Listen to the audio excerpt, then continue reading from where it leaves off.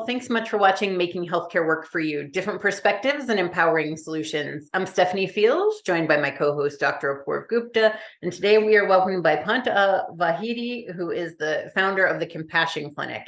Thank you so much for being here. Thank you for having me. So today we're going to have a conversation around compassion and just kind of chat this out so that we can talk about it and I'll, maybe share some stories.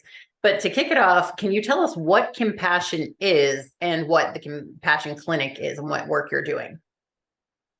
I would love to do that, Stephanie. When I started a compassionate care initiative at a major hospital in Southern California, something I learned quickly sitting with the C-suite and the leaders in the hospital was that all of us in the room had different definitions for compassion. And oftentimes we use it interchangeably with empathy or even sympathy.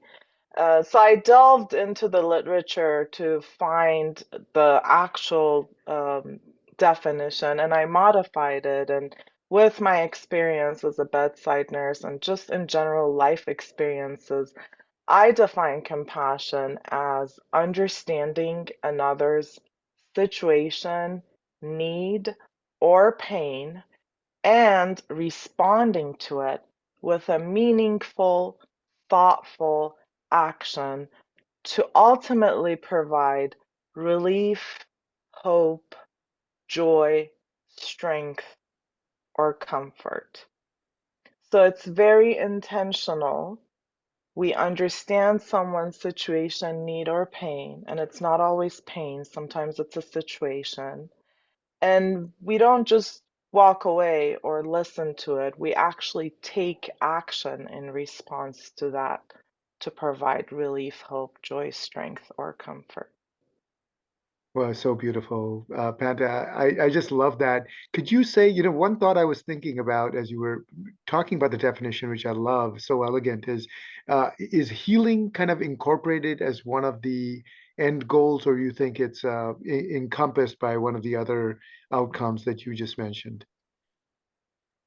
I believe compassion is the most powerful healing remedy. Now, there's a distinction between curing and healing, and Um, so yeah, not curative. I'm emphasizing on the healing aspect of holistically healing someone. And so when you do this that I just described, then the outcome is healing. I loved the story of how you came to create the Compassion Clinic. I love that your background is something super technical. You were an engineer and then moved into this. So why did this become and how did this become something that was so important to you that you realized there was a really big need to focus on? Yeah, so during my time at the bedside as a registered nurse, I realized the really difference between situations where patients are transformed by a provider that's exhibiting compassion and then the destruction that it causes and all the horrible outcomes that come with those cold interactions in the absence of compassion. So that contrast is really what got me curious, and so I went on this journey to find out what is that magic that happens that really transforms patients to get up and to want to feel better and to participate in their own journey of getting better, and they're more engaged. And I delved into the science, I delved into the literature, but eventually I found out that there's a gap, and the gap is that we don't define compassion and we don't equip people, whether it's providers or just the general public or teachers, with actionable tools. So people tend to default to their normal trauma response or stress response that over time becomes their personality, right? When you respond to a stressful situation a certain way, over time you adapt it as your personality. So, absent someone empowering you with new tools, you continue to do that throughout your life. So, with my engineering background, a little help and integration, that it was kind of like the marriage of nursing and engineering. I reverse engineered compassionate behaviors that I observed or witnessed at the bedside into a teachable, repeatable framework. That's how the work was born. Amazing. Amazing. And Pata, I guess, really at the outset, people might be scratching their heads wondering, we're talking about healthcare providers, we're talking about nurses, we're talking about physicians, we're talking about maybe even teachers. Don't they already have an abundance of compassion? So what's going on here? I think you started alluding at it, some of it in terms of maybe tools and training that may be necessary. But can you help us maybe even connect the dots a little bit more as to why should there be even a dearth of compassion in these so-called healing and teaching professions? Yeah, so you're absolutely right. We come into healthcare because we have a heart for helping others and we want to exhibit compassion and we want to be compassionate. But once we stay in that high stress environment, what happens is that over time we go into our stress response or trauma response. And so we're also trained to, whether it's in school or in different environments or in our families, that there's this myth that if you kind of block your emotions and not feel, then you can get through your day easier. And that's actually being desensitized, which is one of the symptoms of burnout, is what causes burnout, not having that connection with your patient or with your peers. So I think the importance of it is threefold. I always say in my lectures and webinars and workshops, I always tell people that compassion is the only remedy I know of that benefits three people. It benefits obviously the receiver. We don't need to expand on that. It's beautiful to receive compassion. It benefits the giver. And I'm sure if you just pause for a moment and think about a moment that you've been compassionate towards someone, it's the most replenishing reward that you can feel, right? Saint Francis says it's in giving that we receive. So it replenishes the giver. And then the interesting thing is that it also benefits the observer. It's what the literature calls vicarious compassion. We're all vicarious beings. We can experience things through other people. And so, that's why you see a lot of videos go viral on social media of two little toddlers hugging each other. And like you put it on repeat and you keep watching it and you just feel those happy hormones just by watching two people hug each other. So, compassion is this powerful remedy that benefits all three. And trust me, as someone who's administered a lot of medications, I don't know of any other remedy that benefits three people, whether it's the family at the bedside observing that compassionate um, interaction, or it's the patient, or it's the provider. And it's really not just for the benefit of the patient. You go home and you feel like you've made a difference. I always say in my workshops, I say, when all else fails, compassion prevails. Even if you lose your patient, even if you feel like medically you were a failure and you couldn't save your patient, you go home knowing you made a difference. You held their hand. You were there for the family members. So, we live in a society and we have a healthcare system that's very um, profit driven, focused on productivity, and we lose touch of here's this remedy that we inherently have and we're not tapping into it. Just like you said, that it's beneficial to the three parties. Do you feel like compassion and maybe desensitization is almost contagious?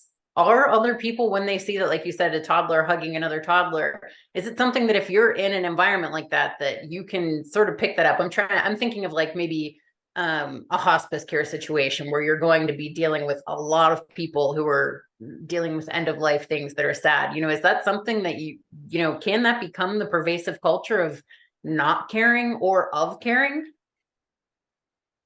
It definitely is contagious. And interestingly, you mentioned hospice. I was a hospice nurse for some time, and you find that, and I actually was the recipient of hospice care most recently for my father. And you talk to hospice nurses, and you're like, how could you do this job of always dealing with people who are sad? And the response I get every time is because they know they're making a difference during a time that's very vulnerable for people. And when you know that, that knowing becomes your fuel. And like you said, it could definitely be contagious. One of the things that we do in, the talk time sessions that I host is when people see that interaction, they often write me and they say, I went home and I replicated what we did in the session. So people learn by experience, not just by theory. They're like, oh my God, I felt that. That was so powerful.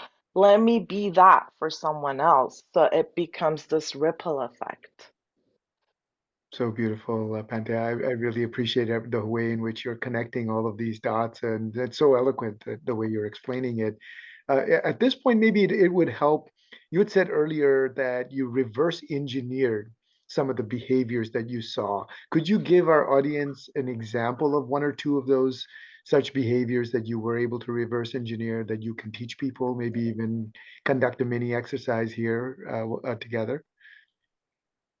Yeah, happy to. That's actually what gives my life purpose is.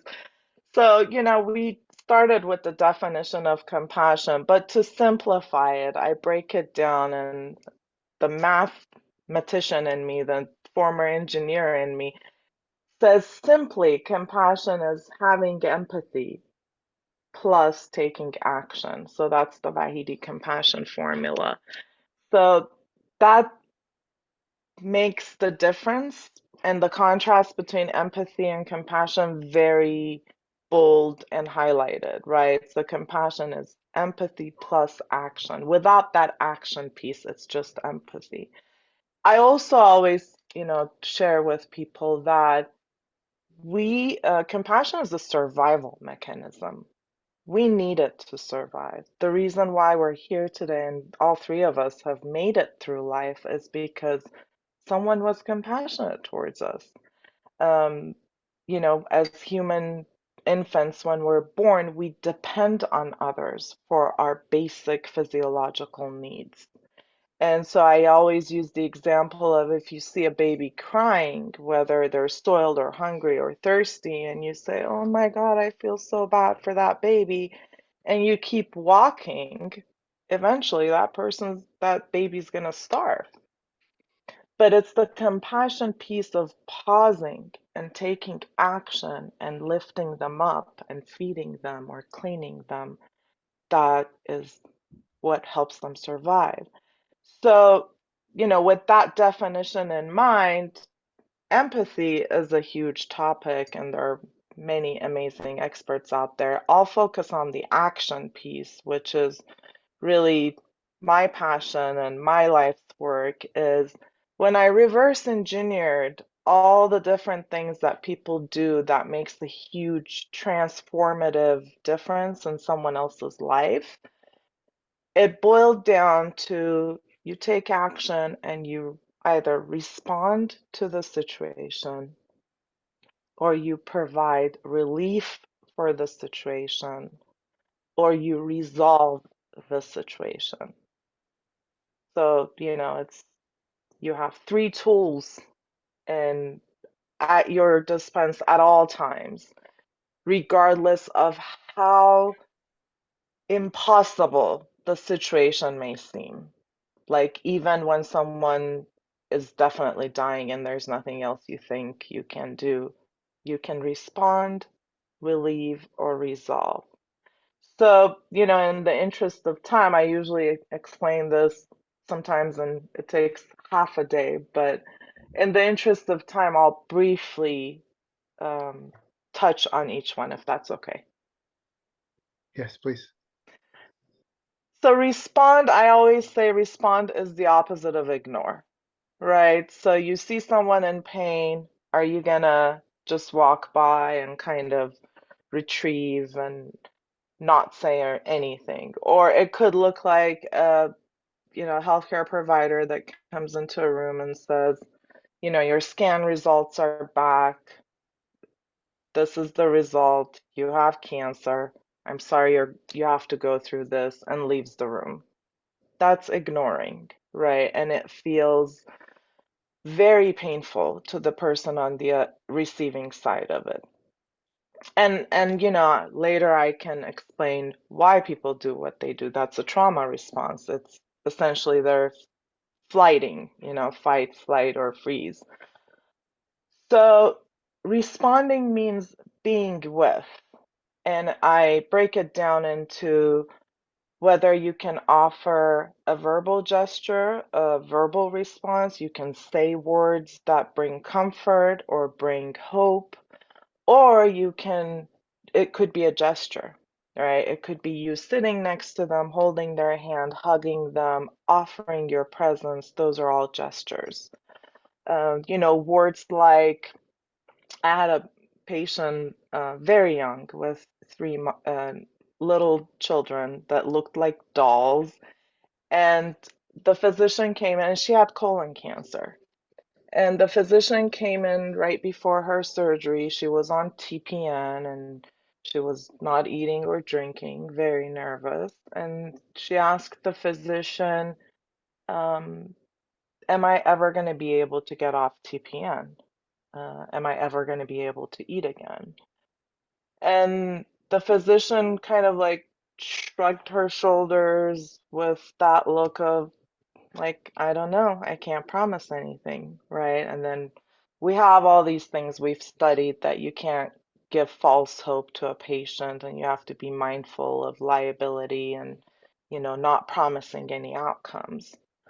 But then there's a fine line between not promising outcomes or depriving people of hope or instilling hope, right? So when you respond with a gesture, be it verbal or physical or your body language, you can instill hope, right? So the physician left the room. My patient was completely distraught, and she looked at me, and I could see she was on a continuous monitor. I could see her heart rate go up.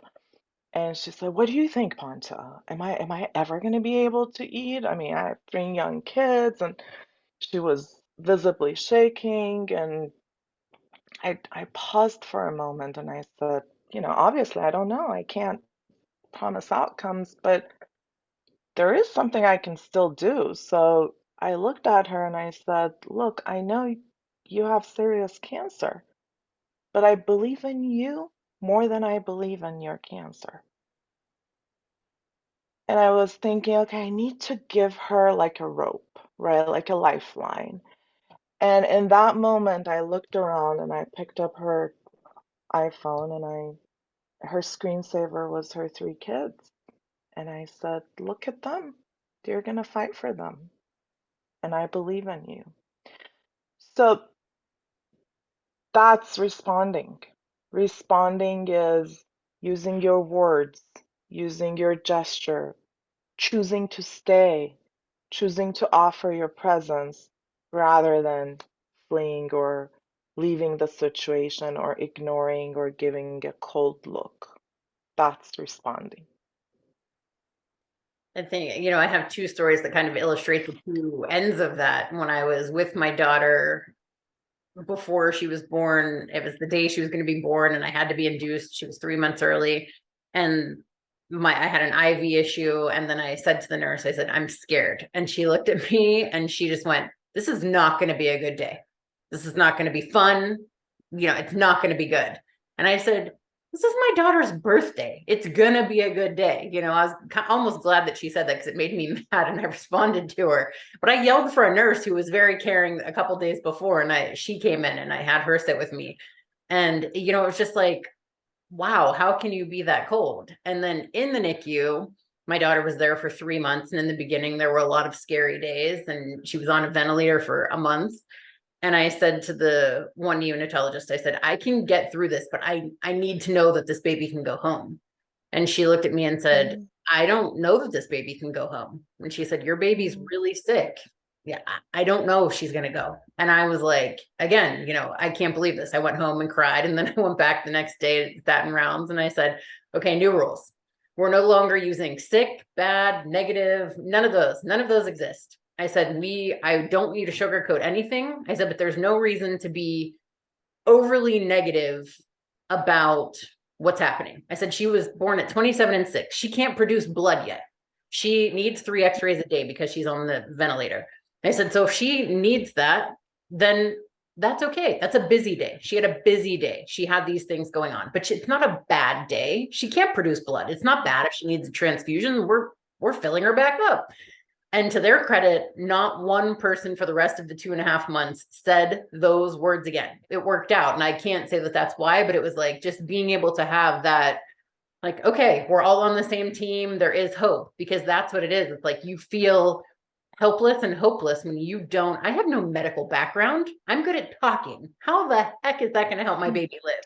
I came up with a mantra that I said to her every day, but like, that's what I can offer. I can offer the advocacy. And so I think it provided that hope and empowerment for me to be able to go in there and say, here's what we're doing now. And them say, okay, let's do it. And we were all on the same team. And I mean, it quickly turned around, and it matters. The way that you talk to these people matters. Absolutely. It definitely, and I love that you said you made that rule and you advocated for yourself of no negative words. I can reframe that and say, no words that strip me of hope, right? That's essentially what you were saying. And like I said, it's a fine line, and there's a difference between not being realistic or stripping people of hope. And you can still be realistic and not promise any outcomes, but you can instill belief and hope in people. You can even tap into their own belief system, right? I had a patient this one time that, again, early 40s, maybe late 30s, and she just had a huge tumor the size of a melon taken out of her abdomen, and they were awaiting the biopsy results. And they were Catholic, a faith I'm not very familiar with. And I looked at the mother. The mother was very distraught, and the sister was there, I remember very clearly. And I had learned that they're religious and Catholic, and I said, "Would you guys like to say a prayer?" And the mom said, "Yes." And I said, "Well, why don't you lead it?" I didn't say I don't know how to pray in your faith, and I said, "Let's hold hands." And we held hands, and the mom led it, and everybody said a prayer. And later on, she was like, "Panta, I can't believe you brought us all together in prayer." And that was so powerful. And it provided relief for us. So, point of the story being, you can tap into people's own belief system and kind of lift that and bring it to the surface. And, I always say when I teach, I say compassion is like you're lending someone an emotional cane. They can't walk, they're debilitated, they're frozen, they're in a state of shock, all these different emotions that are going through them. And you offer that cane, and you're like, "Here, I'll help you walk with a cane until you can get back on your feet." So that prayer was that cane in that situation. Looking at that iPhone with the image of her 3 children was that emotional cane. And like you said, other ways of responding which I delve into deeper is advocacy is another way to respond, raising awareness, right? If you are passionate about a cause, and you really want to do that person good, you advocate for them or you raise awareness about whatever social cause that there is. One thing about, really considering that person's situation, that was the story that you and I shared before we started recording, that when my dad was in the hospital, at the same time my daughter was in the NICU, he was in Pennsylvania, I was in South Carolina, and I had somebody who previously lost their dad say, I think you need to go there. You need to go be with your dad. Your dad's he's not going to make it. And I'm like, I have a baby who shouldn't be born yet. I can't leave this baby. And so I was like, oh my God, you're not thinking right. And I was like, I guess I gotta go. And I literally had my bag packed, my shoes on, and I told his nurse, I said, I'll be there. It'll take me about 10 hours. And she said, where are you at? And I said, I'm in South Carolina. She's like, don't come here. She said, he's in an induced coma. I'm not going to let you see him. You're going to see him for 2 minutes and go back to the waiting room. Don't come here. Stay there with your baby who you can help. And just being able to hear somebody else who was considering the full context of the situation and give you that permission to say, like, okay, no, you do have to focus on that one thing, and you're not doing anything wrong by that. I was compassionate to say it's okay to not be focusing on this because you have these other things.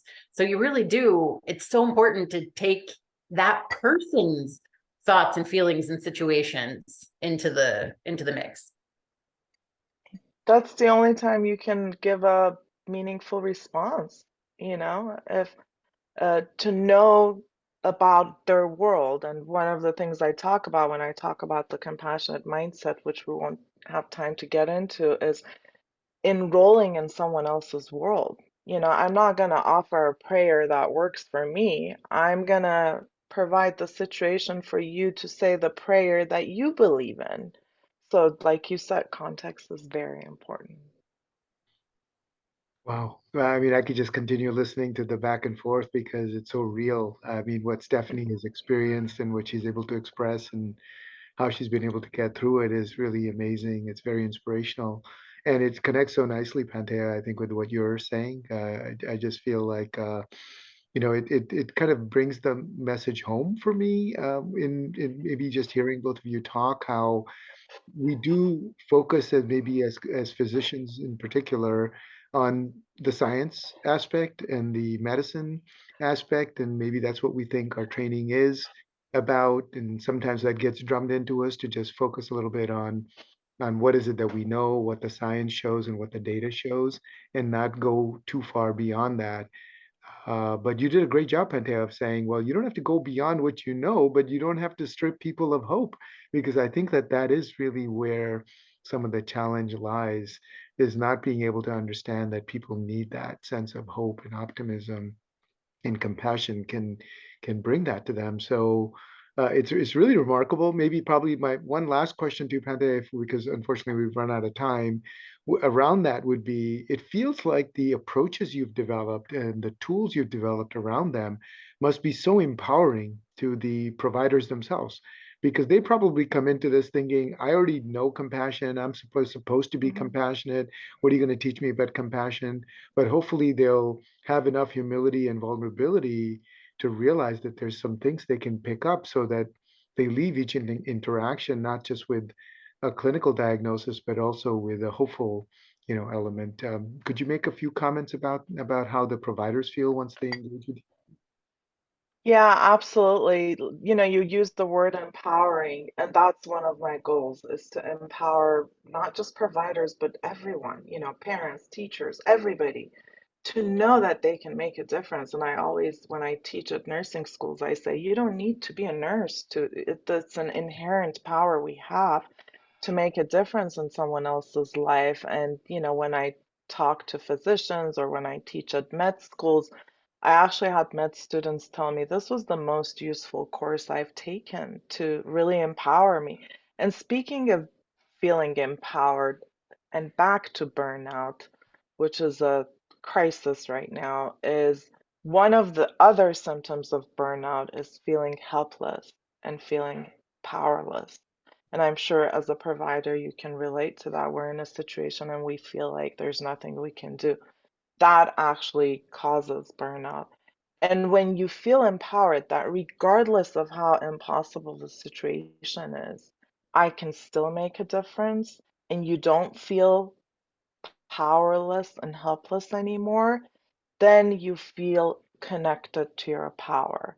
And that's a huge gift you can give any clinician to know if the patient died and the CPR wasn't successful or whatever you did wasn't successful, but you were there and you made a difference. So you're not helpless, you're helpful. It makes a huge shift for people. That when my dad passed away in June, your words couldn't have been truer, because it's the way in which the clinicians treated us and just the compassion they showed in kind of helping us. Almost like same thing as Stephanie, don't come to the hospital right now. Now is a good time to come. Let us take you in the room. Even though my dad was no longer at that point responsive, they were very, very sensitive and careful and wanted to make sure we got time to spend. And that was so critical and helpful. So just another personal element, but just showing how the stuff you're talking about is so meaningful, because that's what I now carry forward with me and contributes to my healing. It's really, really valuable. So thank you for sharing your insights about that.